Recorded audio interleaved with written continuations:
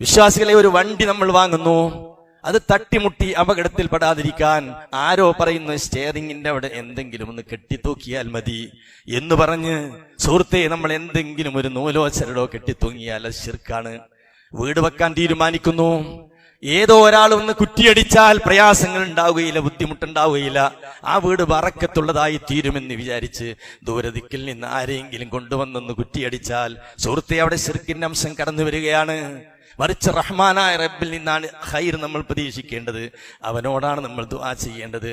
ഒരു കുട്ടിക്ക് അസുഖം വരുന്നു, ലോകത്തുള്ള സകല ഡോക്ടർമാരെയും നമ്മൾ പോയി കണ്ടു, ചികിത്സ തേടി, സുഹൃത്തുക്കളെ മുന്നോട്ട് പോകുന്നു, എന്നിട്ടും ഒരു ശിഫ ലഭിക്കുന്നില്ലെന്ന് തോന്നുമ്പോ ശൈത്താൻ നമ്മോട് ആവശ്യപ്പെടുന്നു, ഇന്നൊരു സ്ഥലത്ത് പോയിട്ട് ഇന്ന വ്യക്തിയൊന്ന് കണ്ടാൽ പ്രശ്നം പരിഹരിച്ചു കിട്ടുമെന്ന് പറയുമ്പോ നമ്മുടെ ആ വല്ലാത്തൊരു മാനസികമായ അവസ്ഥയിൽ സുഹൃത്തെ ഞാൻ നിങ്ങളും അങ്ങോട്ട് പോകുന്നുവെങ്കിൽ ശിർക്ക് ജീവിതത്തിൽ വന്നു. ജീവിതത്തിന്റെ ഒട്ടനവധി തളരുന്ന സന്ദർഭങ്ങളിൽ സുഹൃത്തുക്കളെ ശൈത്താൻ നമ്മുടെ ജീവിതത്തിൽ ഇടപെടുമ്പോ അവിടെ നമുക്ക് പിടിച്ചു നിൽക്കാൻ പറ്റണം. ശിർക്ക് എന്ന് പറഞ്ഞാൽ ഇങ്ങനെ എടുത്തു കാണിച്ചു തരാൻ പറ്റുന്നൊന്നല്ല. എല്ലാവരും ആലോചിച്ചോളി. പരിശുദ്ധ ഖുർആനിലെ അൻആം സൂറയിലെ 88-ാമത്തെ ആയത്ത് മുതൽ കുറെ ആയത്തുണ്ട്. എന്താണെന്നോ, വതിൽക ഹുജ്ജതുനാ ആതീനാഹാ ഇബ്രാഹിമ അലാ ഖൗമിഹി നർഫഉ ദറജാതിൻ മൻ നശാ ഇന്ന റബ്ബക ഹകീമുൻ അലീം.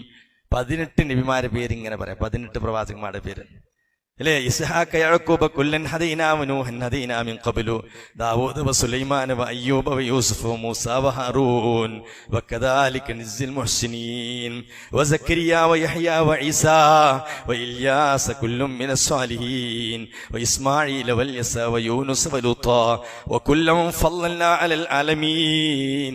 എന്തൊരു സൗന്ദര്യമാണ് ആയത്ത് ഇങ്ങനെ ഓതുമ്പോൾ. ആ വാക്ക് നിർത്തി ഓതി വെക്കുന്നുണ്ടോ? എന്നിട്ട് അല്ലാഹ് പറയാ, ഈ 18 പ്രവാചകന്മാരെ പേരെടുത്തെടുത്തു പറഞ്ഞ് റഹ്മാനായ റബ്ബായത്ത് അവസാനിപ്പിച്ചത് എങ്ങനെയാണെന്നോ, വലൗ അശ്റകൂ ലഹബിത അൻഹും മാ കാനൂ യഅമലൂൻ.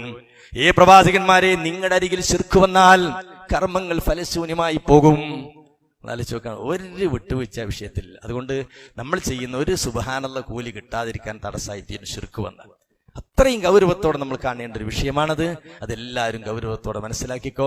ഒരു ദുർബല നിമിഷത്തിലും അള്ളാഹുവാണ് നമുക്ക് ഖൈർ തരേണ്ടവൻ. ഇപ്പൊ ഒരു വീട് വെക്കുകയാണ്, എന്താ ചെയ്യേണ്ടത്? ഇസ്തിഖാറത്ത് ചെയ്യണം. ഒരു വണ്ടി വാങ്ങാൻ ഇസ്തിഖാറത്ത് ചെയ്യണം. സുഹൃത്തുക്കളെ, ഒരു മോളെ കല്യാണവുമായി മുന്നോട്ട് പോകാൻ എന്താ ചെയ്യേണ്ടത്? ഇസ്തിഖാറത്ത് ചെയ്യണം. ഒരു സ്ഥാപനം തുടങ്ങാൻ പോവുകയാണ്, എന്താ ചെയ്യേണ്ടത്? 2 റക്അത്ത് സുന്നത്ത് നമസ്കരിക്കണം. നബിയുടെ മാതൃക അങ്ങനെയാണ്. അതാ റസൂലുള്ളാഹിന്റെ ഇത്തിബാ.